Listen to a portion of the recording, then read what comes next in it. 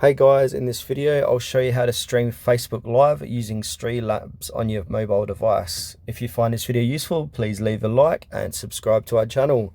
In saying that, let's just jump straight to the video, shall we? Alright, go ahead and open up Streamlabs on your mobile device. And now from here, go down and click on where it says Go Live. But before that, you need to make sure you're logged in. So click on the three horizontal bars. Make sure you are logged in. Once you've logged in, go ahead and click on Go Live. And where do you want to broadcast to? So you can select the platform. So click that and then click on Choose Another Account. And now scroll down and click on where it says Merge next to Facebook. Right, for some reason it's not working on my mobile phone.